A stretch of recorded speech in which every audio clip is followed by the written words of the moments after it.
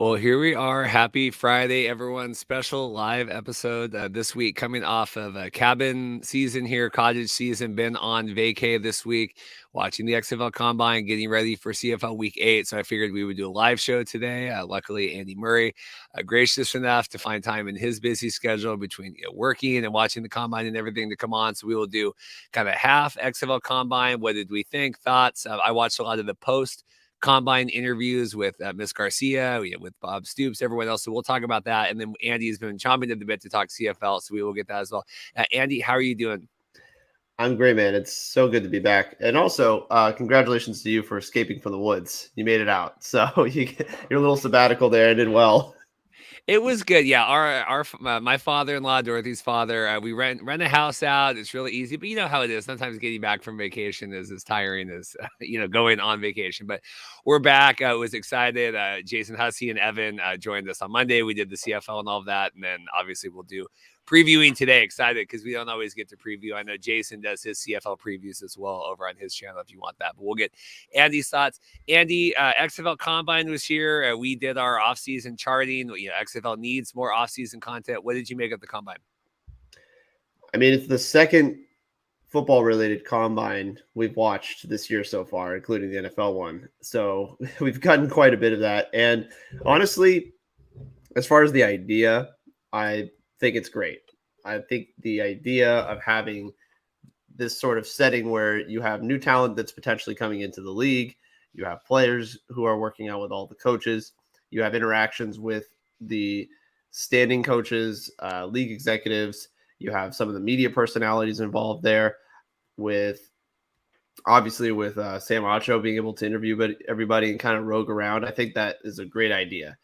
As far as, terms of the technicalities of it, I mean, it's not going to be a really nice, posh studio show kind of thing. I wish it was a little bit more of that. Of course I would, but for what they have and what they've done so far in their first year iteration as a league, I think it's a welcome thing because last year all we had was, some of the reporting on the showcases like you did in Arizona with the guys, and it was not really. It wasn't live content, right? This is full live content for 2 straight days. I mean, that's outstanding. That's more than I would have expected coming out of the season, 2 months out of the season. I did not think they'd be doing 2 full days of this on YouTube for everybody to see. And also interactions with the fans, all the giveaways, the trivia. I think that was also great. So as far as just giving us something to really latch onto at this point in the year when it's been 2 months since the season ended, I think it's tremendous. Yeah, I give kudos, and I've kind of gone back and forth, and I've had time to digest this. We were on vacation. I pull it up, and it was very overwhelming. I was surprised, like how many people were on there. I think when I tuned in, there was over 800 people live and commenting. That's all great. I've gone back and forth because originally I was very down on it. I thought, hey, this maybe, like you said, wasn't as polished, but then I've sat here this week and like, what else do we expect, right? Like the NFL Combine is boring by all accounts anyway, right? And here we have this live thing. You have the interactions. I thought they were great. I thought Sam was great. They got a little Marky Mark and the Fun Bunch a little bit when they were talking with Miss Garcia and thank you so much. And they like, you're the host. Like you were, you're with XFL here. Like this isn't, if I was there, I would be like, kissing the ring. Like you work for the league here. Let's not, whatever. But my only critique would be handheld nonstop for, 3 hours, 2 days was a lot. Let's get a stationary. Let's have, I don't know if it's Matt Berry. I don't know if it's, Stormy, if you want to have her like, because it's really hard to maintain. And I know this just from, we do live streams and, with weddings and stuff, like it's really hard to have nonstop handheld. I know we have like 2 cameras. We're kind of switching back and forth. That would be my only thing from a technical standpoint. Cause I don't do it to the scale of this, but if I could look at something and go, I could probably replicate that. That's not a good thing. But I thought that the content was great. I thought they were awesome. I thought it was really cool. Hey, we're live here day 2. Look, Danny Garcia is, talking to the people right now. Like I thought that was cool. You really felt in the moment. But that would be my only thing. Like, let's get a home base, and then we can keep going back and forth to check in on Sam and KJ and not have them have to carry it the entire time. Because I cannot imagine in whatever how hot the temperature was there, how sweaty and hot they were going live for 2 days. I mean, kudos to them. Tremendous effort. I was very impressed with that. Yeah, great point there, especially with the weather. Obviously, we're used to the NFL Combine being in a nice air-conditioned venue. Even though it's late February, early March, it's a lot colder in Indianapolis. It's nice temperate inside, and there's not a lot of weather conditions to deal with there, obviously. And as opposed to this case, when it's nice and toasty down in the DFW at this time of year. So I think that's a good point. Just give him a bit of a break. I give him props for running around so much. Doing that and this sort of almost Blair Witch Project-esque level of handycam. It could be done, dulled down just a little bit. I agree. Maybe you get a steady cam in there or something, or at least have some more stationary items to work from. But overall, like I said, I'm impressed that they were able to keep up so much and be able to interact with all the different kinds of individuals. I mean, you just saw so many different people involved in the league. You have to be at least happy, especially getting the new coach in there. Blevins, talking to him was great. That's, putting a face and a voice to somebody that you may have not really heard from very much in the past, unless you followed him very closely. So getting him involved and getting him into the fold was great too. I'm sure there was a lot of notes from the management meeting they had last week that we were able to trickle out. Obviously, I think that the timing on that was really well done as well. So yeah, I think going forward, you want to have maybe, a couple more cameras, have kind of a stationary setup where people can kind of toss back between that and then maybe Acho or somebody else and maybe another personality to kind of go roam around and talk to different people. You want to have that, right? Just those two different dichotomies for covering these kinds of events. But again, seeing the people who were involved, I have to be pretty happy with who we were able to get at the end of July. And just I'm looking here at the numbers on here, 13,000 for the stream Thursday, half that, 5.8 for the well, I guess for the Thursday. They have both of these titled Thursday the 26th and Thursday the 27th. So that would have been Wednesday the 26th and Thursday the 27th. But generating that content, how and I thought he was really good. The KJ Sales, like, how did he get? Did we hear the story on this? Because I watched a lot of it, but obviously I didn't watch every second. Like, did we get the story of how he was involved? Because obviously Sam and he's been on the broadcast. How did KJ get that? Do we know? Great question. I was not able to ascertain that. I don't know exactly how he was able to accomplish that role. Good for him, though. I mean, I know he's been involved as a player, and we've seen him on the field, but see him kind of interact in this role. I wonder if maybe that's something he's transitioning into full time. Does that mean he's not going to be playing? I don't think that's the case either. I haven't heard anything about that, but he certainly seemed very, very gregarious. He had a lot of great energy. He was just very involved in the entire production of it. So maybe this is sort of like a transition thing for him. Again, it's going to be interesting to see. We obviously know about the slew of ESPN layoffs that happened the previous month, and some of the content shifting around, as well as some of the individuals who were not kept on, not just the larger, the larger sports portions, but also a couple of the XFL people didn't get to stay on too. So maybe they're kind of trying to groom some future stars or notable personalities to put into place later on once they start sort of figuring out what their strategy is going forward with ESPN. So I'm happy for KJ. I think that was a really good role for him, but I don't remember hearing about how he got that role exactly. Lest we be remiss, get back to this. KJ said on the stream, we talked to Eve, who's the social media director, how he could be more involved with content. They came back with him with this. I think it's great because now if you're a Defenders fan, you're watching that. I like one thing I thought Fan Control Football did really well, and they did lots of things well, and they did some things not so well, but it was like, how can we brand and market these players and give them opportunities outside of football, right? How can they use their time in Fan Control Football to kind of elevate their stock as a marketable athlete? And stuff like this is really good because he was, for all intents and purposes, one of the faces of the league here the last 2 days, along with Sam. I thought that was great. I just, I had this article pulled up.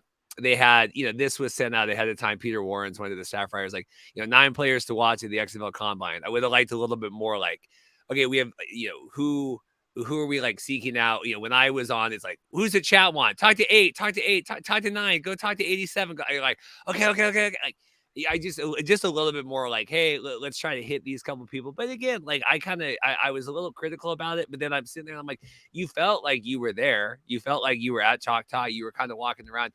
You mentioned, and I heard this, and I had to go back and check because I didn't want to give unnecessary hardship here. But when they were talking with Blevins, Jim Haslett was there, right? And they were talking with Jim, and they said, "Hey, what do you think? What are you going to do with quarterback? And DiNucci's going, going to be in Denver." And he goes, I love Coach Haslett. He's our coach here at this house. He goes, we're set at quarterback. We have Harrison. We have our third string quarterback. He's good. We have Harrison Frost and Montez Sweat. And I said, I didn't know that Washington Commanders Montez Sweat was throwing balls. Jim, that's a little terrifying. I understand that, DiNucci, was the primary QB, but Steven Montez, right, dressed for every game. Harrison Frost was there. I thought that was very terrifying here going into the XFL Sea Dragons offseason. The Coach Haslett didn't know that. Haslett is the stereotypical example of the old school defensive coordinator in that if he runs a football team, he worries about his side of the ball. And then whatever the offense does, he says, that's your jurisdiction. I'm not involved with that. I don't care. Just don't mess it up for us. That's very much his whole mantra. It's very old school traditional in terms of how he runs his operation. And that obviously was the case with DiNucci last year. I kept making several different jokes and the variations of, well, DiNucci just turned the ball over again. I think Haslett's probably sharpening his knives, getting ready to take him out behind the woodshed after this, because he always was just so upset. Obviously, he literally said after a game on national television, I'm going to kill you after the game, after he had one of the most hideous performances. I think it was against San Antonio. So I'm not surprised that's kind of Haslett's his mantra towards offense. And yeah, I mean, hey, good for Montez Sweat. I'm glad that he's able to play quarterback apparently, and he plays for a different team. Kudos to him. I thought that was wild. I had here too. They were talking about. I thought it was cool seeing. I like seeing like Randy Mueller. I like seeing some of the guys like we know the DPPs, but getting them kind of getting their spotlight. He was talking about them being able to do a more just selective job this year in terms of. I think they were in panic buyer mode last year of like, okay, we got to get we have to field these teams. We have to get X number of players. Where they said, this year, and this was echoed a lot, like, we can really meet with these guys and talk with them and interview them. I thought that was nice, and I thought it was neat seeing that. They had David Dykman on as well. He's really active on Twitter and social media. Like, I like that we could. Like you said, Blair Witch, like we're kind of walking around like, oh, here's Dave Dykman. Like, let's go talk with him for a little bit. I like that. It felt a little bit more alive that way. I think so too. Yeah. Just like, again, like MTV reality show, just like, okay, camera crew's got to run over here. Oh wait, hey, can we talk to you for a second? Like, just really run over and sort of pursue people in the moment. But it almost like, I guess, like a less glamorous, like Hollywood stars act kind of thing, right? Like, oh, look, it's so-and-so. Let's go talk to them, But it's good to see Coach Wade Phillips. It's good to see Coach Stoops. It's great to see all these hosts of characters involved again, just be able to put personalities to the league again. Like you were saying, it's just important to keep that connection for all the fans to kind of latch on to. I mean, I'm going to remember players from last year and coaches from last year who are no longer with the league, but I'm just going to remember them so prominently, like DiNucci. It's just a guy that I don't really forget about. Even someone like, I'm sure the XFL doesn't want me to talk about this, but like Coach Rod Woodson. I'm going to remember Coach Rod Woodson. Like, he really got put in front of us, and it's stuff like that I think gives you context and also gives you something to revert back to or reference in the future when you start talking about results or how someone reacted to a certain way or kinds of things like that. That's how you sort of build your personality, you build your mantra, and you build your league, because now you have things and you have notes and you have personalities to latch onto. I had some notes here. They posted in the media portal. They did some more formal interviews, kind of media scrums with everyone afterward. I had some notes. They talked with Danny and Heinz Ward, Bob Stoops, and then Wade Phillips. One interesting note, and then I had some quotes from Danny, obviously chairwoman and owner. I wanted to get into, but one of the local reporters asked about what her connection was, or kind of what she was able to translate being a professional athlete into running the league. And I thought it was, and we've talked about it before. Like, we know, okay, Danny Garcia, obviously met The Rock, at the University of Miami, right? And they were in the weight room together, and she's a professional bodybuilder. But I thought it was interesting, seeing her off the top of the stream, day 2, addressing the athletes, that it really is able to put herself in that psyche of being a professional athlete in a way that, like, no offense to like Vince McMahon or someone, like, Vince portrays to kind of be an athlete. Vince is not, Vince tore his quad walking to the ring twice here at the Royal Rumble. So I thought that was cool. And to me, that gives a little bit more, not like validity, but just it resonates more just seeing her address, kind of like talking to the troops. I like that, and I know that The Rock does that as well. And I mean, The Rock is an athlete in his own way, but I like that where Danny Garcia, had just retired from professional bodybuilding, kind of do all this. It just feels a little bit more like, I get you guys. I don't know if we've talked about that in the past, but I thought her talking about it in the post and seeing her on the stream kind of resonated with me. I mean, it's something for her to relate to. And it's something that she can use as a connection to the players, because you're right. She knows what it's like to put in the hard work and dedication to be a bodybuilder. She knows the struggle. She knows the work that goes into having dedication and trying to make a name for yourself, trying to make a brand for yourself. She really knows what that entails. And so she's trying to do the same thing for the players too, I believe. She's trying to get them to have their own identity, their own brand in a lot of ways, but a lot of that involves hard work and it involves opportunities to do so. And she truly believes that. And I know it comes through her spirit. I can tell how much she cares about it. I don't think it's fake or any sort of mantra giving off that she doesn't care about it. She really does. And I like that a lot. For somebody who owns the league, I think you should. And that's awesome.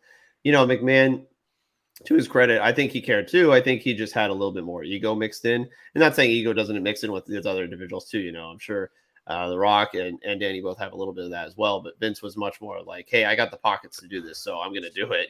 I'm going to walk around and show off my guns. It's like, okay, cool, man. You have every right to do that. And, ultimately it did end up being for a good cause. It just came from a different angle. But with Danny and The Rock, and even The Rock a little bit too, being able to show this humanity of, we were at this point before, we had this happen to us, and this is where we got after all this time and all this hard work. So I think it is extremely relatable. It's kind of like, we talk about player coaches. I mean, this is like player ownership, right? This is kind of how it feels. And it's uncharted territory for a lot of people, but I think it's very engaging, and it's very humbling in a lot of ways for these players to be involved with this and be able to kind of relate to this. I think that's why some of them do gravitate towards The Rock and Danny. So I had some quotes here I wanted to get into with Danny first, and then we can do, because I thought Heinz Ward had a couple. If it was said by any other person and I read this quote, I would think it would be very alarming. But Danny looked very excited in the post event interview. I just thought, like, you could really tell, like, I'm in this. They asked, how did you feel about season 1? We said we're extremely pleased, and she said, I don't want to say, but it's, and we're in year 1 of a startup league. There's a lot of challenges. We can look at our rules, health, safety, player success, over 100 players at NFL camps, 31 that have been signed. We can look at the play quality that was on the field. And I thought this is interesting. And we can look at our ratings compared to our other competitors who are out there. We did a really wonderful job. And I don't remember a lot, obviously talking USFL on there. XFL doesn't mention USFL a lot. I thought that was interesting for her to purposely say, we can look at the ratings of our other competitors who are out there. We did a really wonderful job. Any kind of things strike out to you? I mean, she sparingly mentions it. And I really think the last time that she prominently mentioned it was when you asked her about it in person last year at almost this exact same time in Choctaw Stadium. And you asked about putting teams in hubs and putting teams in their own home markets. She made that quip about, like, well, we're putting our teams, in their own home markets. So, But they don't get too much into the weeds with that, especially like Russ Brandon is very careful to talk about stuff like that. Julio is like really careful about saying stuff like that. They're not trying to kick up as much dirt as much as the USFL does sometimes in trying to compare themselves to the XFL. I think the XFL just says, this is our mission statement. This is what we're doing. Of course, they're going to compare themselves. Ultimately are. I mean, you're in the same space competing for the same players, the same talent, almost the same time. Of course, you're going to compare yourself. The CFL does it all the time, too. And they're not quite as aligned as everybody else. But, I mean, ultimately, at the end of the day, you have players that you have to compete for. So, of course, they're all looking at each other through their window blinds. But it's a matter of which one of them are talking about it to their neighbors openly out in the field or in their front yard, telling people how much they don't care for their neighbor. It's different attitudes with that. So I think for Danny, I'm not surprised that she sparingly mentions the USFL or any other leagues, because I do believe she is solely focused on what they're trying to accomplish. But when they do have something they can kind of champion, of course, they're going to take that opportunity and say, hey, look, this is what we did. Because you should, at every angle, you should. You're going to have to try and jockey for position and for attention from other people and notoriety to make your brand known more than the other competitor. They asked about wanting to have more of a grassroots feel to the league, and Danny said, we want to be relatable. I think that's interesting as well, and we've talked about that in terms of kind of the BDE that the USFL has sometimes, and I like that quote, like, we want to be relatable. We purposely want this to have kind of a grassroots feel. Anything on that? Well, I guess. Do you feel like the XFL is relatable? I do. I mean, I do. I mean, do you? I do sometimes. I think they get a little too glitzy for their own britches, and sometimes they're a little tone deaf, but not all the time. But I do think they're a little bit. I think it was, to be honest, I thought 2020 was a little more grassroots. If I'm being honest, I thought just because Vince McMahon, that's his thing. He's like the every people's entertainer. The everyman's billionaire. Yeah. The everyman's billionaire. Exactly. That's how he pitches himself. So maybe it's just when I'm comparing it to that, maybe that's why it doesn't feel as grassroots, but it is more so than trying to flex on every other person who doesn't believe in your product, like sometimes other leagues do. And so I think this is why it's important to establish that identity. I mean, and also just, again, at the end of the day, I will say, as much as they try to be relatable, at the end of the day, you do look at Danny and the Rock and say, well, you guys are in pretty nice positions in your lives. Obviously, it's hard to relate a lot to that. I mean, you try to relate to it in terms of their early years, of course, but we've moved far past that era. So I think for that, I do think it is important to focus on other individuals, right? The players and some of the coaches who are getting their opportunities.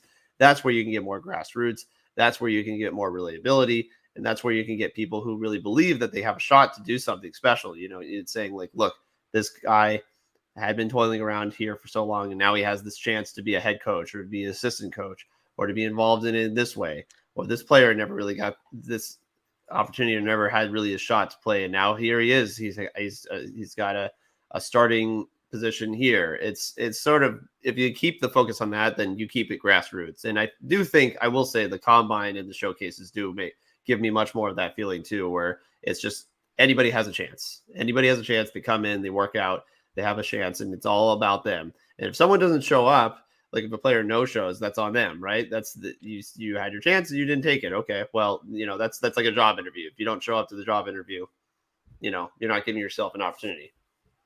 Also, to relate back to like having KJ Sales on there, I thought, that helped it to me feel a little more grassroots, where, hey, we got players on here. It's not just, you watch the NFL and it's Eisen and, you got Kurt Warner stopping by and we're all suits and ties and we're here. I like that. KJ and Sam kind of sweating their lives away, stumbling around Chata Stadium.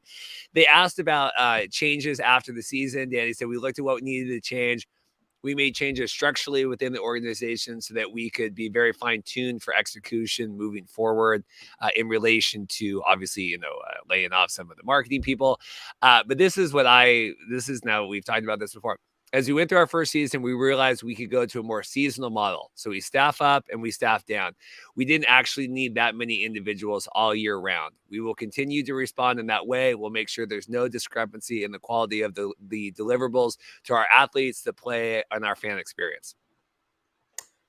Well, look, a lot of leagues do this. I know the XFL is not unique in that way. There's a lot of teams that hire for seasonal employment, right? If you're working in ticketing, or if you're working in sales, or sometimes if you're working as an AV staff or something in an arena, you're going to get part-time employment with an entity like, a baseball team. Like, I mean, I've seen ads for my teams down here, and it's all seasonal employment. Like, hey, we want you to work these games, and then once you're done, you'll be on your way. Go find something else. So that's not too different than what I've seen in the past. I think it's more of just, can they stay structurally sound in terms of what they're operating, and how are they able to get content out? Clearly, they've done a good enough job so far in the first couple months to get a lot out that they weren't able to last year at the same time. So they are at least able to execute that. It's just a matter of, can you have some of the teams operating and keeping them in the fold, or, communicating with the head office or the staff.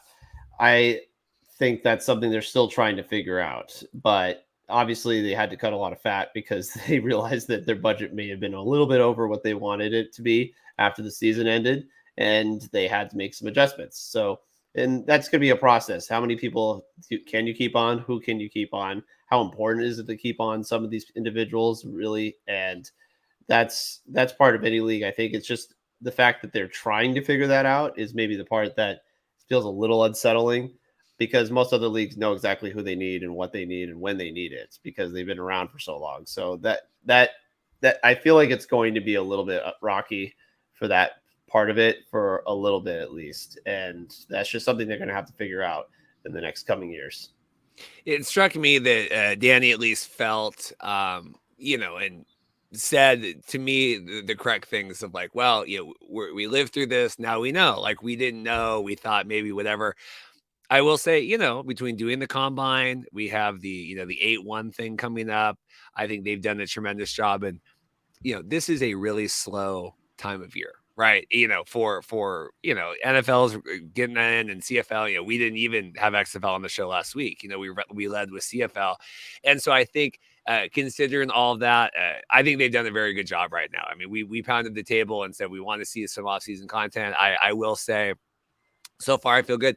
And to me, what I liked even better was talking with the interviews where they had with Stoops and with Heinz and with Wade Phillips.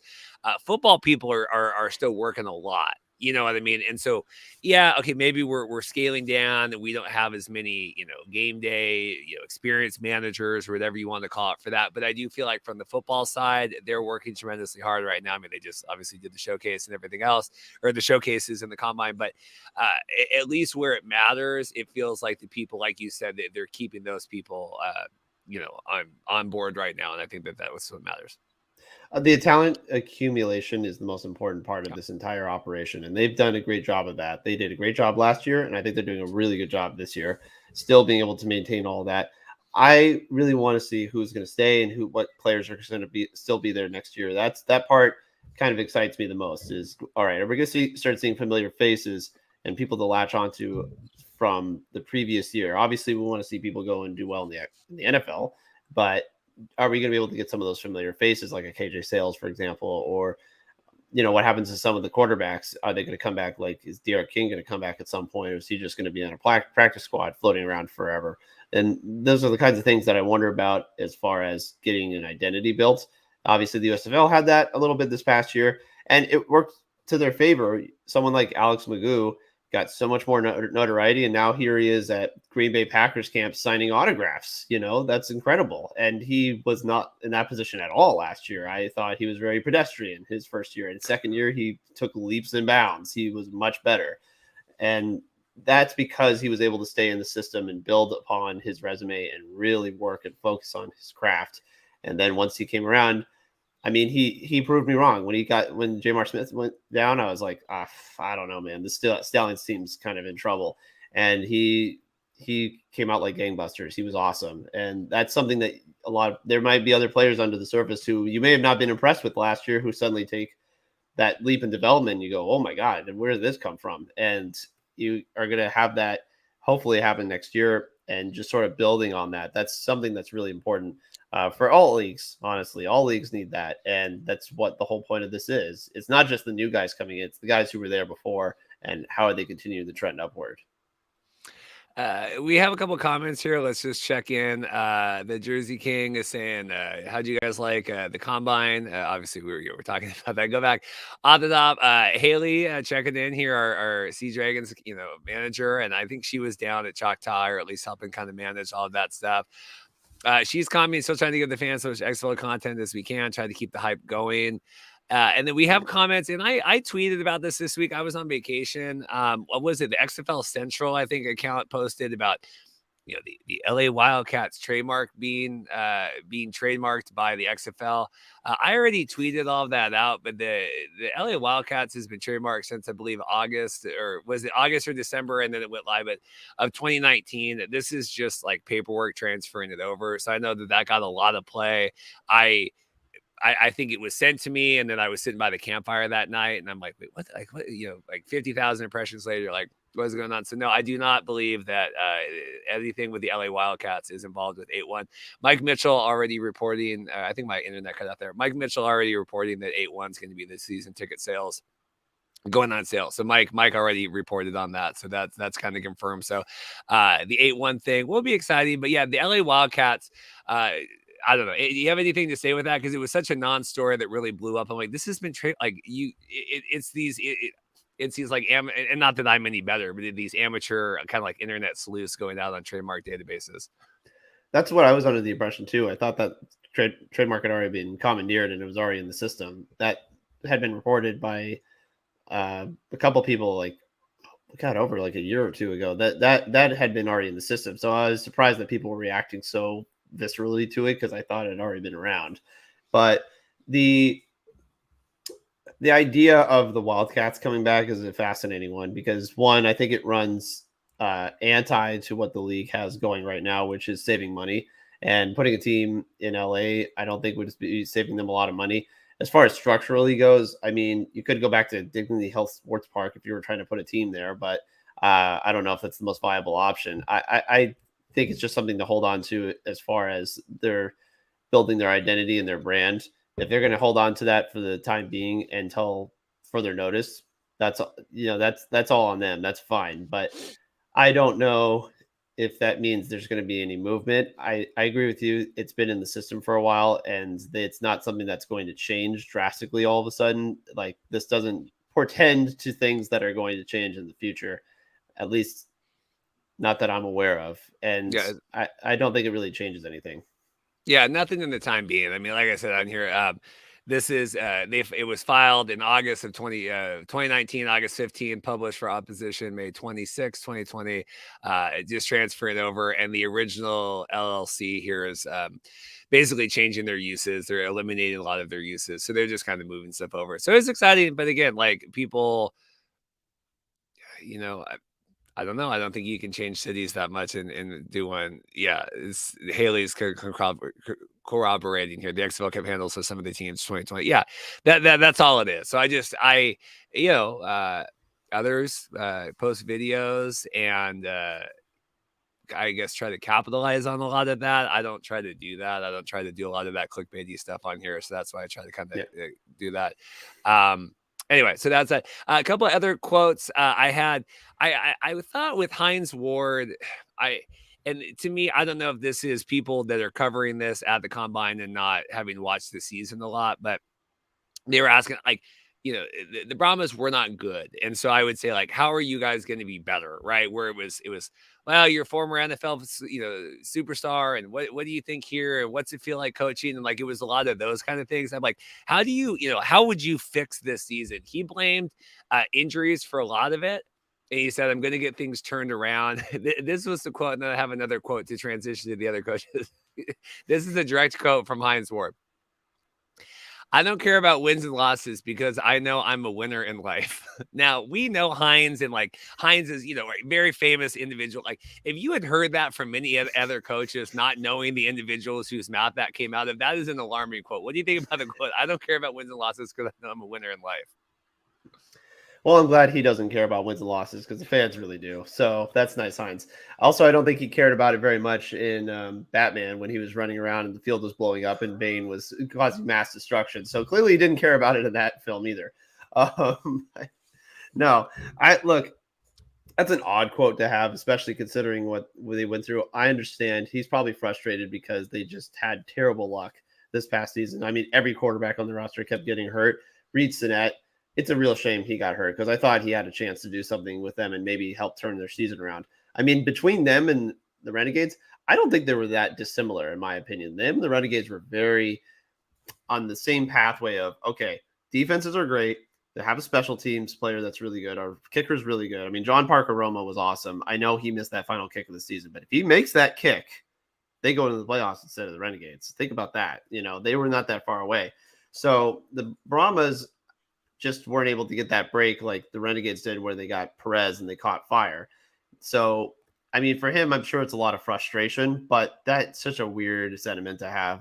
It does matter at the end of the day. Every other team in this league and everybody talks about in this league is people care. Players care. They want to win. This isn't just some like side stop. I mean, for me, okay, maybe for a few of them it is. Obviously, Danucci was very gung-ho about getting back to the NFL, and some of them are, but a lot of people care. This is a livelihood, and this is something that a lot of people care about. They want to win.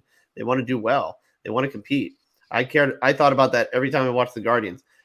Anytime they lost, I just thought, man, that's a shame because they really are putting in the work and the dedication. Terrell Buckley cares about this. He really wants to win. Also, your players' win bonuses. I certainly care whether you win or lose. Yeah, his financial incentive. Heinz Ward isn't on the incentive train. I mean, well, he's on the gravy train, but it's his own gravy train. Not everyone else. No one else is on that. So, yeah, exactly. It is bizarre. It feels a little tone deaf. But again, if he said that anywhere else, yeah, he gets flamed. I mean, the media eats him alive for saying something like that in a bigger role. So I think he's still trying to figure this whole coaching thing out. Jason Hussey checking in here. We haven't gotten to CFL yet, Jason, so cover your ears. Jason, what is this XFL talk? Here, Haley checking. Fun fact: I'm an extra in The Dark Knight Rises in the football scene. So now we know where they got the. Now we know where the Brahmas did get their uniforms from. That is incredibly small world on that. And the other thing, the quote we had from Heinz, and this relates to Stoops and Wade, and then we'll kind of round out this portion of the conversation unless you have anything else. He's talking about, getting guys to the NFL. And he says, I don't want a 10-year career guy in the XFL.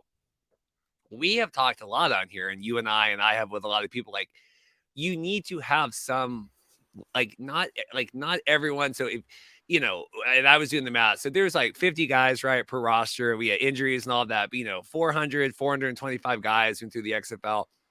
100 people have gotten, camp visits and 31 signed so far. And we had a couple guys that got cut that weren't actually signed. So maybe that number is actually higher. But, if 25% of the guys that played in the XFL get a look, that's a lot of people that didn't. And that's fine. But you need to embrace like that side of it too. Like you have to have guys that are going to play in your league for any sustainable time. What do you make of that? I don't want a 10-year career guy in the XFL. I mean, is he going to be around in 10 years? That's my other question. That's really the thought. That's the thought I have. It's like, well, maybe he says that because, quite frankly, I don't know if he's going to be around that long. But I disagree. You need to have continuity. You need to have faces to relate to. The CFL is going through this right now where, like, look, people are already talking about this season as great as someone like Chad Kelly or Dustin Crum and how electrifying they've been. People are already talking about their next opportunity in the NFL. You just lost Nathan Rourke, who you desperately needed as far as quarterback stability this season. And you're already talking about guys who aren't even at that level, who are already potentially going to be moving on. I mean, that's disheartening as a franchise. You want to keep those guys around. You want to have those kinds of players to build off of because you don't get a lot of people like Vernon Adams Jr. or Bo Levi Mitchell, being able to stay around forever, being prominent in their role. I know, people can debate about how effective VA is, but like you need that kind of stability. Masoli's hurt, Masoli's career might be over, and he at least had some sort of consistency and prominence to his role in the league. You need to have people who stick around. You need to have guys who play vital roles in their community and also in just having a face to look to. And I absolutely believe you need to have 10-year players in this league. I don't, and not everyone can. And some people, again, at the end of the day, some people just want to play. I know everyone says, and I know Pat Ruffino posted about this yesterday because there was an injury to Joe Burrow about his calf injury. And he said, well, one of the people they could call upon immediately, and it was a photo of AJ McCarron. But look, AJ McCarron, his whole point of being in the XFL was to play in front of his sons. And he got to do that. And he probably wants to keep doing that. If he goes to the NFL, maybe he gets another shot to play, but there's no guarantee of that. And some of these guys just want to do that. They just want to get out there and they want to ball out. And I give them tremendous props for wanting to do that and not just trying to sit and collect a paycheck. I get it.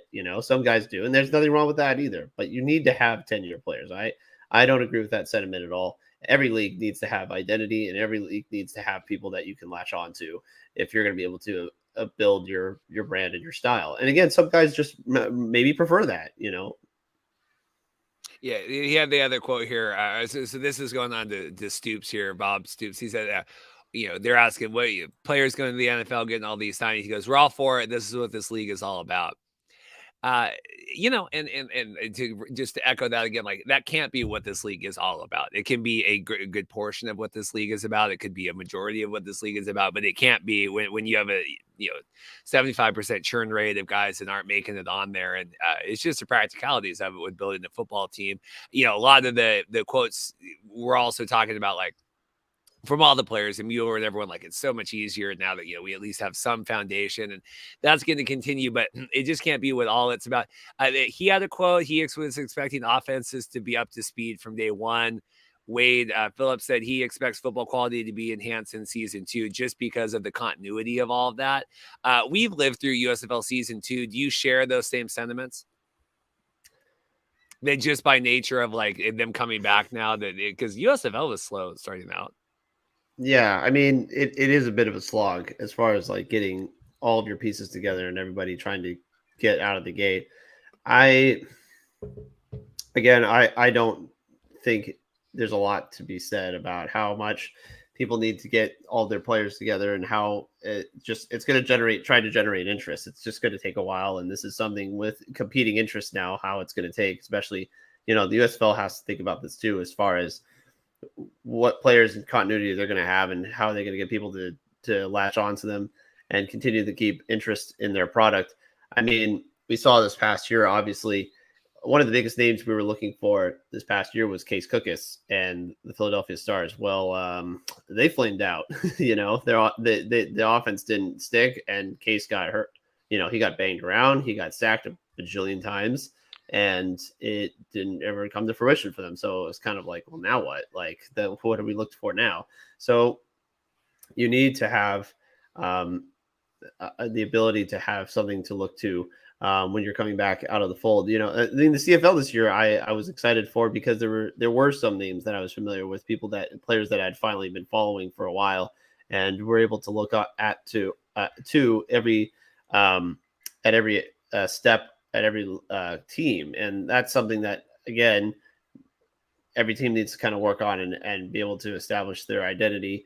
And moving forward, I just think it's going to have to take some time to get all of that together. So I don't know. I think the NFL, again, needs their messaging needs to be a little bit different, especially from the coaches, just saying like, well, we're trying to send all our players and we're trying to get rid of everybody. And it's like, I don't really want that either. That's not what I look for. I want guys to get chances, of course, at the next level, but I don't expect them all to, by the way. Like what do you think about someone like Austin Prohl? You really think Austin Prohl is going to be latching onto an NFL team anytime soon? No offense. I think he's going to be an XFL player for perpetuity from here on out. If it means him working with his dad on the St. Louis staff, great. Awesome. I like that. That's good. That's a good story. And if he does well and he plays well, like he has in the past, and he has a role to play, then what's wrong with that? Yeah, I just there has to be some sort of balance there. And I've talked, and we had Greg Parks on, and kind of the, to go back to Vince and the WWE, that, that NXT model, that was when NXT was at its peak. It was always known that the ultimate goal of the NXT was to develop the guys, get them up to the main roster where they could get the big $1 million checks. But you have to make a compelling product in the meantime. And so I wish the coaches, I wish more, and like they're talking on the live stream, but at least the interviews I saw, it was a lot of like, we're getting our next crop to go to the NFL. It's like, I would like you to get your next crop to help win games as well. Like, again, I don't care who wins the XFL champion. I'm not like Sea Dragon. Like, it doesn't matter to me, but I just think for the health of the league, you have to like also winning also matters. And having Heinz Ward say, well, I don't care about winning as long as we get these guys on. And we had the quote from back to last year, if every single player from my team went to an NFL roster, that would be successful. Like, yeah. And I agree with that because I don't care, but for for like the legitimacy of the league, you have to value, winning as well on that. Well, like, I mean, if you're a college coach, like, do college coaches run around saying like, yeah, I can't wait to get these kids out of here? Like, yeah, I still remember a press conference back in the day when Pete Carroll was at USC and Mark Sanchez announced that he was leaving the school and early. He declared for the NFL draft early, and Pete Carroll walked out of the press conference because he was so upset, thinking like, I could have, had you come back and we could have made a run at a national title, and now they can't. Like, college coaches very much care about winning, and they know very well that, okay, I understand the circumstances are different because kids have to move on eventually, but this like almost gun-ho-ness about like, yeah, I'm trying to get you the hell out of our league so you can go on and do better things. It's an odd sentiment, and I don't think the USFL really feels that way. I know they champion it sometimes when a player gets signed, but I don't hear the coaches being like, yeah, obviously we're trying to send everybody off to the NFL. I think to me, sometimes the USFL coaches care, maybe give off the mantra at least that they want to win. Now, whether or not they execute that vision very well is up for debate, but they obviously have the intention, I think, of trying to win in most cases. But it's hard to say. I think everybody's in it for different reasons. It's kind of the same thing with the players. The coaches seem like they all have different reasons for why what their skin in the game is. Is it, just trying to coach again? Is it trying to be successful in that league? Is it trying to send players off to another league? It's not really sure. The CFL, obviously, it's all standard. It's like, we're trying to win the Grey Cup. End of story. No other debate. Well, that was also why I didn't like Marshall Ferguson's comments here on the XFL. Was it week 1 or 2 where he's like, what is this? I'm like, this is week 2 of an upstart football league here. Like, I've seen CFL worse play in week 17. Well, you tell me who the Edmonton Elks are, Marshall. I want to hear that story. Tell me about that team. We'll transition here to CFL because I don't want to keep you forever. I know you need to work. Any other thoughts, Combine? And any other thoughts, Combine? Like I said, again, presentation-wise, I'm fine with it. I do want them to scale up their production next time they do this. Now, do we get another one of these? I don't know. I don't think so. I think they're just going to do showcases, and then we'll work our way towards the draft eventually. I don't know if we really need to have a second combine. One is good enough. Really, I think the timing is great, though. I will say, like you were mentioning earlier, July is a good time to do it because there's nothing else going on. If your baseball team isn't in it, you don't care. The only other things that are going on really is like WNBA, which I watch now a little bit more these days because there's certain players that I follow. But I mean, the summer is kind of a scourge. There's not a lot going on besides maybe the occasional PGA event or a tennis event. It's an open realm for content. Obviously, the CFL we watch religiously, but even then, during the middle of the week, there's not really much going on. So I think for them, it's a great time to do this. It really is. And right before training camp start, before the NFL starts kicking back up, I think it's a good time for them to do it. So more of this, just maybe, make some some production adjustments going forward and maybe get some other individuals involved with this. Yeah, to recap, because we probably have more people watching now than we did at the start of the show, A+ effort. I was thrown back at the beginning, tuning in, wasn't quite sure what to expect. And now having lived through it and kind of processed it, I think this is a good fit. I think there's a juice versus the squeeze of how much, we could scale up another 1,000-fold and get, are you getting 10% more engagement? I thought they did good. The numbers looked good for me. I thought having as lively of a chat. I thought helped it feel alive. You know, we get chat here with our, you know, peanut viewers compared to what they had. And, you know, it makes it feel like more, you know, than you're just sitting here talking into a vacuum. So I thought that was good. Like I said, I just add a stationary next year, have, you know, have whoever it is, have, you know, maybe have, you know, I don't know, like Sam was good walking around. You need someone, like I said, like get Matt Barry or someone just sitting there and we can just bounce back and forth, and that would be good.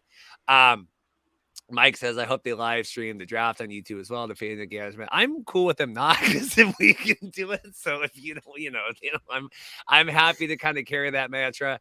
And then Hussey's chatting in here. I hate the sogginess of some fans, like one of these alt leagues and not the others, and feel the need to crap on it whenever you get the chance. Yeah, football is football. Andy, any other combine? We're going to preview CFL Week 8 here real quick. Well, not real quick, but, you know, not 50 minutes worth probably.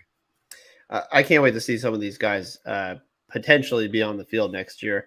I want to do more tape study and kind of look back at some of the things that they've done in college. But overall, a lot of research to be done, a lot of things to be done. And again, like this isn't going to be all the players, obviously. There's still many more that I think are going to be in the fold. Who knows? We might get some surprise names. I'm curious, too, with all the free agency news, obviously, with a lot of players who haven't been signed yet, keeping a close eye on some of those names, too, as far as what players don't end up being brought back in the NFL if they don't sign during this year. If some of those guys end up being in another league, who knows? You know, there was obviously a guy like Martavis Bryant, for example, who showed up in the XFL. Didn't really do much, but there are going to be players like that still floating around who might end up coming back, or a Brett Hundley or something of that nature. We are going to see, I think we're going to see more guys like that too, but not too many. Because again, the XFL does a really good job of balancing, saying, hey, we know you're a veteran, you have good chops and you've been around for a while, but we also want to give chances to people who haven't had a lot of them either, or really young. So I'm very curious to see how the training camps and the free agent lists shakes out too in the NFL in the coming months. Yeah, talking here. Yeah, Gary's agreeing. How they have my preferred leagues. Don't talk down to anyone. Yeah, Max says, because we're talking, Haley's saying she doesn't think people will be interested. We'd be interested in people analyze draft, interviewing players, and they announce the picks after they actually did the draft. I guess it's hard to do a live show with the resources available. Yeah, I guess, I mean, Rick's been on here a bunch, and, you know, give us the list. Rick knows all these guys, or get Evan, you know, get us on. You know, we know these, like, it's hard to do the big dump that way. At least, you know, if we knew when it was going to be. Like I said, I had emailed in and I said, can we get on the Zoom call? Can we get some of these players and start making notes and stuff, as opposed to just this freak out like, oh, it's all happening here. But anyway, good stuff. Like I said, shout out all the players that got the opportunity. I think 200 plus, right? And shout out Sam and KJ and everyone, and like everyone at ESPN and Haley, all the other people involved in that. A lot of work with that. So just, we appreciate it. You know, we're on here pounding, wanting off-season content. So CFL Week 8 here, you know, Hussey and I have been obviously doing our weekly recaps. Tonight we have Hamilton at Ottawa. You know, Dustin Crum sweeping the nation here for the CFL. Andy, what do you make of this? Because you know, a couple weeks ago, this isn't that exciting of a game. Bo's coming back, right? Bo's on. I think I saw him activated. So this is going to be Bo versus Dustin Crum, the game we didn't know we wanted. You know how that trailer for that new Willy Wonka movie dropped, and how they're trying to come out with another one with like a prequel and all that? Yeah. Okay. Well, if Crum was a Wonka bar, he'd be crumdiddlyumptious, because he's been nothing but sweet for this Ottawa team. I am enthralled by Dustin Crum. I love his play style. I love what he's done. I was so impressed by him against Calgary, because they took away his legs. They started spying on him, and he just started dropping bombs down the field. That guy has so much talent to him. I'm really, really excited for him, and I am so happy for Ottawa. This team has been in such a dirge as far as notoriety, as far as success, as far as not being able to win at home. They've won back-to-back home games after their just horrendous home losing streak that they had for, you know, years, plural. And for them, I mean, it's awesome. I think Ottawa has a real chance to now get into the playoffs, which I did not think was going to happen even before the season started, but especially 2 weeks ago, when it just seemed like their entire world had crumbled, no pun intended. And it seemed like it was over, but that comeback against Winnipeg has just completely jump-started them. They're exciting. I don't think they get into another overtime match this time around. this game, I feel very confident in them taking. Look, Hamilton. Jason would tell you first, obviously, that they're having a lot of struggles. Their defense has just been gradually going down further and further and further in terms of efficiency. A guy like Simone Lawrence can only do so much, and I know he's getting up there in age too. So this secondary for Hamilton has just been tested and has not really shown up in a lot of context. Ottawa is just really getting their stride, especially offensively. It's really exciting to see all these things developing for them. And I like Bob Dice. I like their coach that they hired. He's really, I just think he seems like a very players oriented coach, and he seems to really get a lot of these players and a lot of their personalities. And it's very exciting for this team. They just feel like a young upstart team in a lot of ways. And I'm thankful to finally see this kind of come to fruition for them, especially after all just the horrendous injuries they've had happen to them, the bad luck they've had. I see Ottawa taking care of business here pretty easily. I don't know. Yeah, Bo didn't look good before he was hurt. Now we've had all this. Was it Taylor,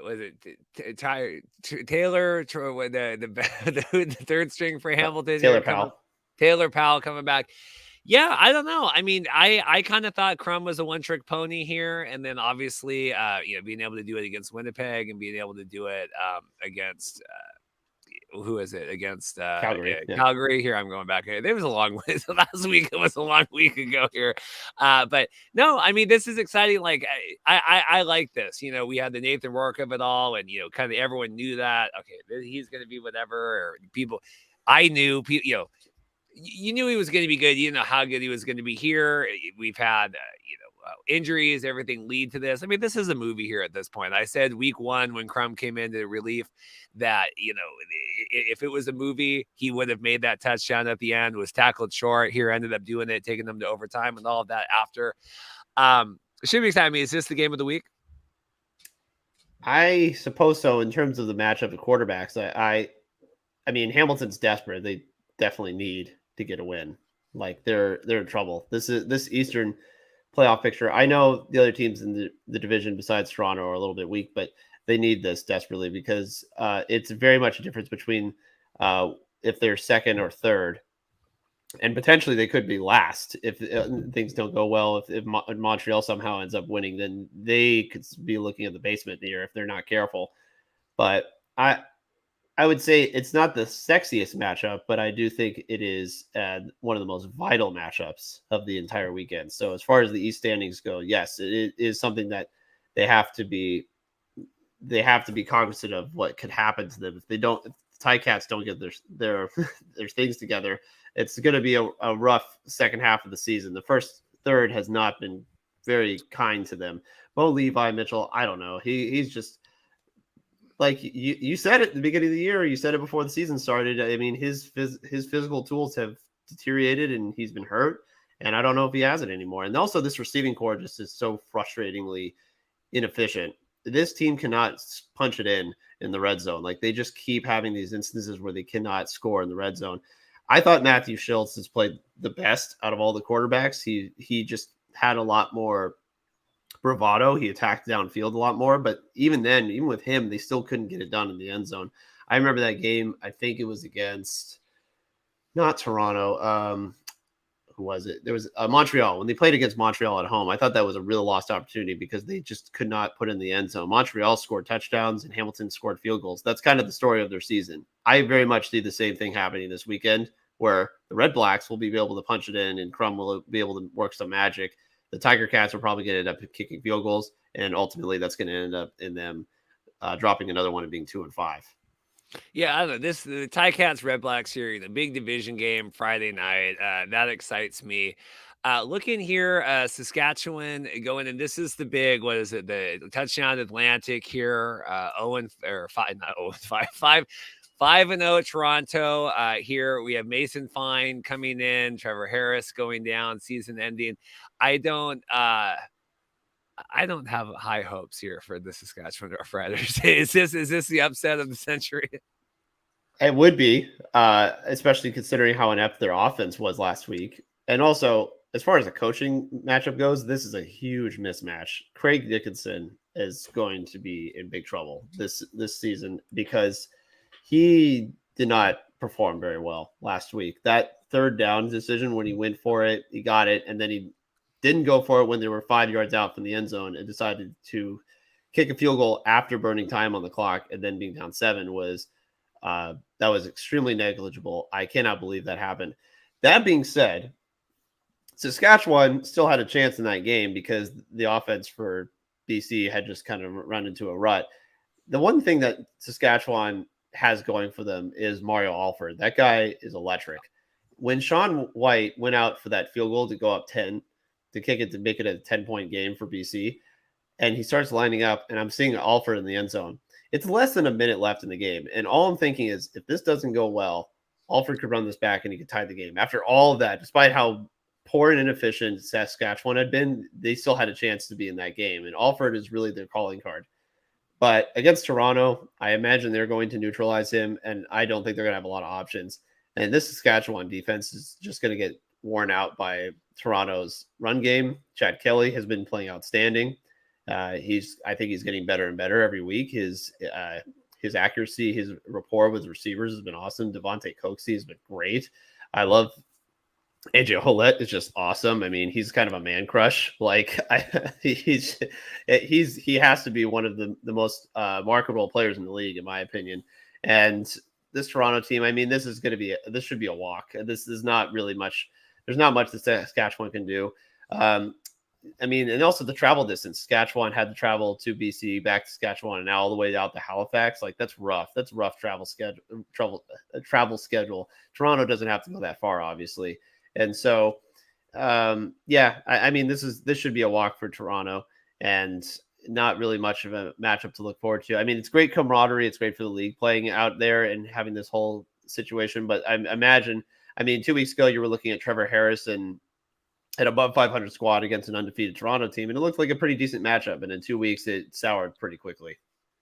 Yeah, I don't know here. Toronto seems to be rolling. Who are they playing next week? They're at Calgary. I mean, Ottawa week 10, but that's at home. I don't see a game where Toronto loses here for a long time. They're back on a bye in week 11. Then they get banged up. Maybe that's it. You know, they go on their bye and then they came back. Like, I mean, I see Toronto making a big run here, especially like you said with the travel and everything. I don't know. Does the touchdown Atlantic do anything? I mean, I know that this is always supposed to like show we're doing the expansion. I think Hodge had posted today like sites that we can use for future. Like, I kind of tired talking about this, with the expansion. Any thoughts on that and trying to get that area of the country, excited? I mean, this is deja vu because Jason did a great thing yesterday where he posted a video of kind of detailing the history of the Touchdown Atlantic series. This has been going back since the 80s. This has been an idea from the league for quite some time of putting a team out there and putting a 10th team, and it has never come to fruition because of one reason or another. It's Randy Ambrosie's mission statement to make that happen. Yep. I don't know how viable it is in happening. Would I love to have it? Yes, absolutely. I mean, having a 10th team would solve so many problems. I can't believe they didn't have Toronto playing the first week because it being 9 teams and they left them off the schedule. Your first game of the schedule should have been Hamilton at Toronto, first game of the season. Like, no excuses. That should have been your Thursday night matchup. And instead, we had to wait till week 2 at the end of the week on Sunday night for that. That's ridiculous. And this whole 19 thing has always been really weird to me.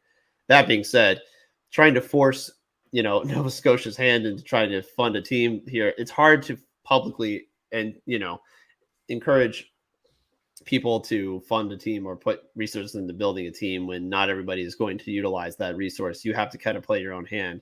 And unfortunately, I don't know if the league has the resources to do that or is willing to do that. So for them, I mean, it's a nice series. It's cool, but it's got to, at some point, push comes to shove. Something has to change here and something has to be done because they can't keep playing this game of chicken forever because people are going to get frustrated and fed up with it. If they haven't already, then something has to change. I don't know what, like, should they just have the mantra, like, the Vegas Vipers and Rod Woodson saying, well, we'll play in a parking lot. It doesn't matter. So they just take that mantra with them and just do that instead, because I don't know what's going to get it out there. You can't just wait around for the perfect venue and be able to have the perfect situation. Maybe you're just going to have, it's going to have to be a makeshift situation. You're just going to have to eat it for a few years. I don't know. It's just like, I don't know. It always feels like we just kind of get bored on here and we go forward with this. And, like it's kind of like the XFL expansion talk, like with the trademarks, like, oh, how can we pop some impressions right now? Like, let's talk about it. Mason is our quarterback. Greg Eggleston giving Fine a long leash as Ryder starter. I don't think they have many other options there, Craig. If you were cool with Mason Fine, you wouldn't have gone out and got Trevor Harris. Like, so it's really hard now to be like, well, he's fine. I mean, I don't know. You benched Cody last year. You did all this stuff, and then now to be kind of in the same position you were, has to feel. I don't know. That has to feel upsetting, right? If you're the Saskatchewan Roughriders, like team building, like here, we really thought we were going to make a run, and they had such a pitiful last year and missing the playoffs and hosting the Grey Cup in Regina and kind of all that coming back out on here. Hussey had a comment about Dane Evans throwing 4 interceptions and giving me nightmares this week. What do you make of this? Is this a trap game for the BC Lions? BC at Edmonton here, where this would be loss number 21. This would be the record breaking, right? Because they've tied the record now at 20. It would be the record breaking at 21. All right, Reed. Listen, I think it would be, and I'm an insane man in some respects. I so badly want to pick Edmonton to come in with the upset here for a couple of reasons. One, I like David Evans, but he's not that great of an upgrade, and not having VA around, I think, does alter the offense a lot. It's going to be a very low scoring, sluggish game in a lot of ways. But I can't in good conscience pick Edmonton, and here's why. Last week, in my opinion, Chris Jones did what I thought was comparable to a fireable offense. And here's why. I know everyone's up in arms about Trey Ford. I know everybody's incredulous about the start. I know everyone's just, losing their minds over, what was it? Maurice French, who got released from the team this week. A lot of the creative control differences with how he handles players. But here's my point about it. You just watched game tape of the Winnipeg Blue Bombers failing miserably to contain Dustin Crum in his legs because, one, they didn't put a spy on him, and two, they're an older defense. Like, they can't chase after running quarterbacks. I've seen the one Achilles heel for Winnipeg this year is they cannot stop quarterbacks who run. VA gave them trouble, and Crum gave them trouble. Now, here you are with Taylor Cornelius, who we all know has been less than enviable as far as a passer, but one of his assets is his legs. And a couple of times he got out, he made some big plays with his legs against Winnipeg. Did they go back to that at all after he made a big play with his legs? No, they continued to try and throw the ball around and pretend like he was a 70% completion passer, and he was not, and he has not been, and he will not be. I don't understand why Chris Jones decides to make fetch happen when clearly all you have to do is put Trey Ford in a position to use his legs and use his assets, get out there and make Winnipeg earn it. That was extremely negligible to me. I cannot believe that they not find a way to get any sort of mobility packages, RPO, anything to get their quarterbacks to run against that Winnipeg defense, which is old and running down like it is. It's just it's an Achilles heel for them. They clearly did not do enough tape study, or it was just some sort of forced idea of what they were going to run on offense. To me, that was extremely negligible. I don't think they would have won the game, but they would have given Winnipeg a run for their money, and instead they just folded and quit in the second half like they usually do. So I can't trust this Edmonton team at all until further notice, and Chris Jones has completely lost me. We have a little bit of breaking news here I have pulled up. This was shared over Mike Mitchell in our chat. Gregor Parks sharing it here, but was it Michael Bandy being signed to the Denver Broncos? Would be, and we got to get we need to get like because right, isn't this 32? Because like Fago and the other one, they were like cut before this, like they were kind of on the rosters but not, but unofficially, officially 34 players here signed to the NFL here. Any comments on this? I saw it coming into the chat. Mike can send it over too. I mean, good for Bandy. I think he ends up on the practice squad again. Obviously, he got a lot of burn with the Chargers last year and was sort of an emergency option after all the injuries that they had to their wide receivers. that someone else like Bailey Gaither is getting looked at by the Chargers this week. But my comment at the time was, well, there's no room for him. But maybe there would be room if something happened. Now, of course, I don't want that to happen. I don't want any more Charger wide receiver injuries. So I very much prefer that doesn't happen. But, that's the case for someone like Bandy. He's just going to have to wait around until something happens. If Sean Payton likes you, that has to mean something, right? So I think good for him, kind of keep around. Hinton, it's a shame that he's not able to be around. He's a multifaceted option. We obviously saw him play quarterback that one game when the Broncos had no quarterbacks because of COVID. And for Bandy, I mean, that's a good opportunity. We'll see. He's probably going to get a lot of preseason burn now. And I'm not sure what his familiarity with their offensive scheme is, but that's good. That's a good spot for him to be in. And that's going to be the reality for a lot of these players who are signing in this late. It's just going to be, okay, well, something happened. We need somebody else. Who do we know? Oh, we know this guy. He played in this league. Oh, he has this tape. We have information on him. Again, end of the day, that's all it is about, right? It's just having information on all these players and be able to pass it around and be able to use these analytics and the models and say, okay, we can go call this guy. So yeah, good for Bandy.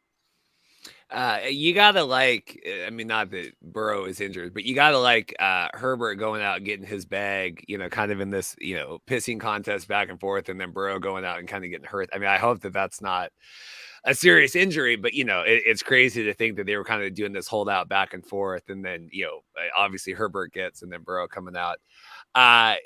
Let's get here final thoughts, and then we can wrap up if there's anything else. Calgary at Montreal. Cody's looks good. I like my boy Cody. What do you make of the Alouettes here?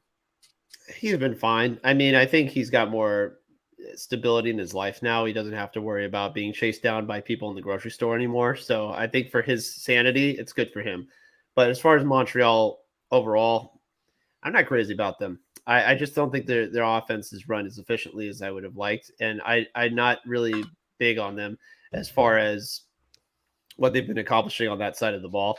I still can't believe, speaking of Mario Alford from earlier, I can't believe they let him just go to Saskatchewan. Like, that to me is insane that they let Mario Alford walk, because that's such a weapon to have on your team. As far as Calgary goes, I mean, look, Jake Maier, stats-wise, obviously had a very good game last week, but the thing that still gets me about him is he still just throws picks that really hurt his team. The turnover margin for Calgary is not good because of his negligible decisions. And their defense is kind of getting pounded on. I mean, they've given up a lot of points in some instances, and they've got to be careful where they're going forward, because they just have not really been able to have like a pass rush or really been able to kind of get any sort of pressure onto these quarterbacks. I mean, again, Crum just absolutely diced them up all game last week. So for them, I mean, this is kind of a must win, but at the same time, Saskatchewan is also falling apart. So for Calgary, they might luck out and still get the third slot in the West, because Edmonton is just in a black hole and Saskatchewan is trending downwards. So Calgary might luck out ultimately in this season, but they still have to win games if they're going to expect to do the crossover. Really what you're looking at here is crossover potential now, right? So here, if you look at the standings, what's going to happen at that bottom tier with the East. Now, the East is much more even in terms of who has wins and who doesn't. So somebody from there is probably, I mean, they might just stay put and kind of have their spot. But who's going to do the crossover here? It'll be interesting, since Calgary is kind of floating around. And I think they just have to win enough games. But clearly, I said it before the season started. I said I think they're not going to be as good as people expect them to be, because I don't think they've been able to replenish their talent, and that's clearly been the case so far. The rest of the league has outpaced them. Blue Bombers are always good. Lions have been great. Ottawa's revived themselves, and Argonauts are just steamrolling people. So it's kind of, for me, Calgary, they have to fix some of their issues. I don't know if they can fix it defensively. Offensively, they just need to stop turning the ball over, and Maier needs to stop throwing picks. Yeah. Mad Chatter commenting here. Am I just muted, or is someone like me in here? Well, you were asking about Alex Magoo. We talked about Magoo off the top of the show, getting signing autographs over at Packers training camp. So, I mean, we're doing our thing. I can't control the chat too much on here. Mike has a question in regards to the combine. Our combine players can be added to the upcoming draft, or will individual teams be making offers to the players they liked? It was my understanding that they were going to be part of the first supplemental draft, and then there'll be the second supplemental draft that'll be kind of not like leftovers, but anyone else, NFL players, specialists, kind of anything with that. Am I correct in that understanding, Andy? Yeah, it's all calendar related. So it's all just players that are coming out of the showcases and the combines. And then following that, anybody who's made a roster or got onto an NFL roster and then becomes available after that will be the supplemental draft following that. So it's kind of like what the USFL did a little bit. Although this case, obviously, since we're in the middle of the NFL season, there's potential for a lot of transition, a lot of change. Because this is going to be in the fall and then it's going to be winter for the second one. So it's sort of all this transition going on. But yeah, I mean, the first one is just going to be all the players that come from these showcases and the combine. Yeah, and we had our big talk with. Oh, sorry, as I destroyed my microphone there. We had our big talk with Russ a couple weeks ago that for whether it was timing and everything else going on, I didn't perform super well. So if you want to know about the XFL offseason, it was 40 minutes or whatever with Russ talking kind of all that stuff and getting his thoughts. So that was all on there as well. Anything else? We'll wrap up here soon. Anything else on the games? Like I said, I have a fear trap game here circled with the BC, but anything else from this week? Obviously, Blue Bombers on a bye here after taking care of business against who did they beat? Demolishing Edmonton. I think we're going to see a lot of status quo this weekend, and it's funny to say status quo with Ottawa in terms of winning, but that's kind of where we're at with them right now. I think they hold pat. Toronto's going to be fine. BC, I think, will be okay because I just don't trust Edmonton. That Calgary Montreal game is going to be really weird. Some stuff's going to go down to that game. I can see that getting really out of hand and just being really wacky. So that might end up actually being the most entertaining game of the entire weekend. Maybe the matchup we look forward to the most is the Ottawa game. But that Calgary game just reeks of weirdness. So that could end up being the most wackiest matchup. But as far as drastic trend setting or anything, I don't think there's going to be anything different. Your division leaders are going to probably both win. And Ottawa, I think, will continue to ascend and be above 500, which be at this point of the season is tremendous. So I'm looking on here just on my Fubo. The Saturday games are both going to be on the CFL or CBS Sports Network, whatever. But the game tonight, I think, should be free on CFL Plus. If you want to watch a game tonight, if you want some more football content after the XFL Combine and all that, I think there should be a good one tonight. Bo coming back, and like I said, with Dustin Crum and anything else. Andy, we did good here. I appreciate, it's kind of a weird week in the combine and, hours of live content to go through. Anything else you want to get off your chest before we get out of here? Well, thank you for having me on. I've been chomping at the bit to talk about CFL. Every time I watch you and Jason and Evan chop it up, I just want to desperately jump on and say something, be like that road caller. But I appreciate you having me on.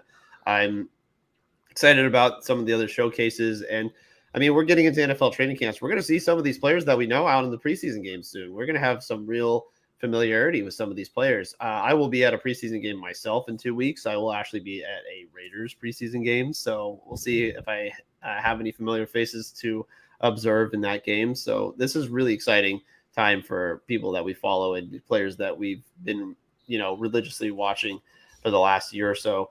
The football season never ends for us. It might be starting up for a lot of other people, but for us, the rollout continues.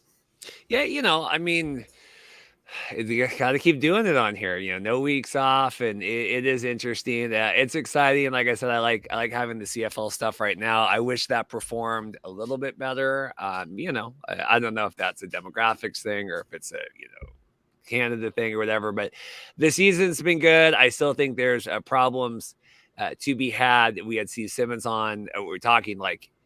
Yeah, it was the greatest weekend of CFL games was that 2 weekends ago. But, there's still a lot of glaring issues here where I think a lot of CFL people look and they're like, oh, look, see, this is great. We're fine. It's like, well, you just happen to be the Dustin Crum is the second coming to Michael Vick or something here. We didn't know going in, so things change and it's good that it worked out. But I think there's stuff like that.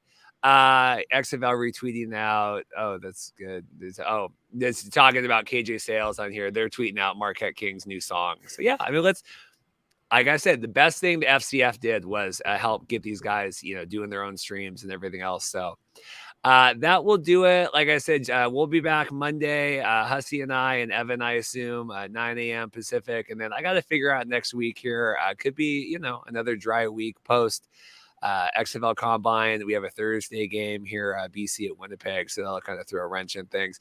We had the 8-1 announcement on Tuesday. Like I said, it'll be cool, but Mike Mitchell already reporting that season tickets going on sale. So I don't think we're getting full season single game ticket schedule here in August. That feels very early. I do think hopefully we'll get that earlier this year, but it's something to kind of make waves here. Andy, anything else? Keep on trucking, man. Hope the weather's treating you well, and hope your baseball team's playing better than mine. Well, I'll tell you, we had a come from behind victory there against the Twins, and then Julio's hitting again. We're going to Arizona tonight, and then we will be Sox are coming into town on Monday, so we will be there for the Sox game, Mariners at that. So yeah, hopefully the Friars are doing all right. Is that what is that? Abort mission, man. It's not happening. I appreciate it. Appreciate Haley stopping by. Everyone else, appreciate Andy, and we'll see you guys next time. Thanks.